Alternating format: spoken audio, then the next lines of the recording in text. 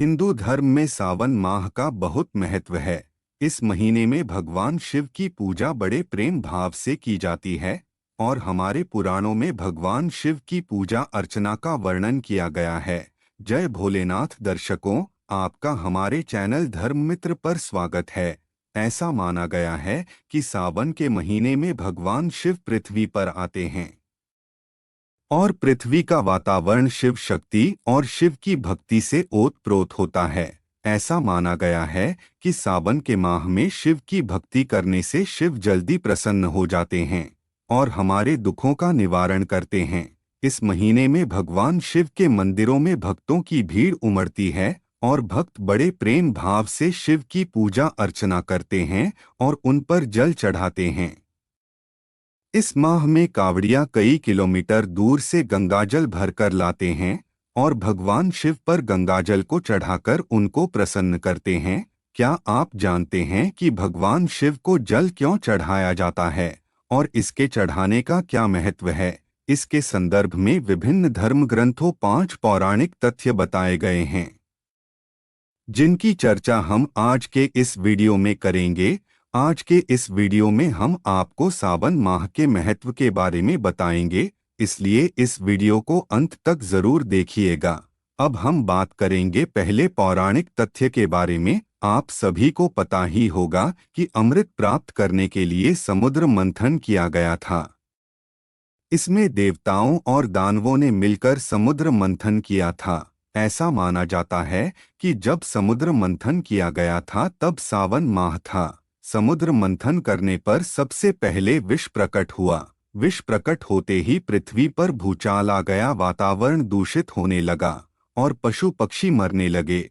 यह विष इतना ज्यादा प्रभावशाली था कि यह पृथ्वी पर जीवन समाप्त करने लगा। ऐसा देखकर भगवान शिव ने इस विश्व को अपने कंठ में ग्रहण कर लिया। तभी से भगवान शिव को नीलकंठ बोला जाने लगा। जब भगवान शिव ने यह विष अपने कंठ में ग्रहण किया तब उनके शरीर में बहुत ज्यादा गर्मी पैदा हो गई और उनका शरीर लाल पड़ने लगा।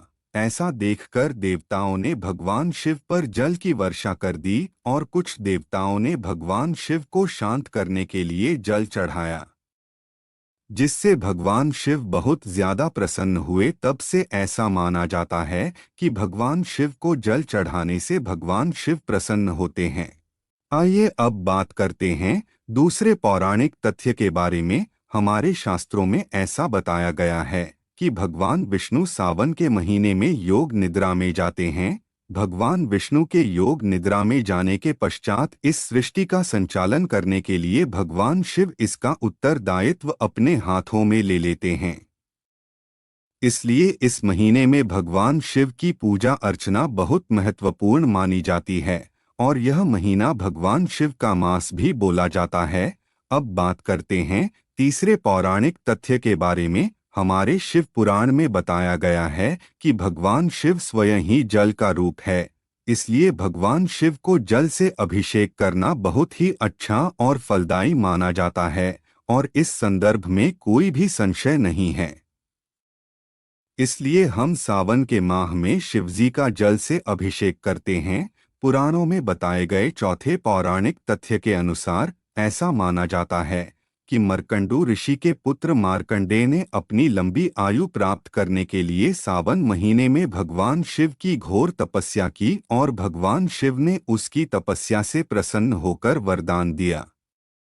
अब हम बात करेंगे पांचवें और अंतिम पौराणिक तथ्य के बारे में। पुरानी कथाओं की मान्यता के अनुसार सावन माह में भगवान शिव पृथ्वी पर अवतरित हुए थे और वह इस माह में अपनी ससुराल गए थे। तब वहां उनका जलाभिषेक किया गया था।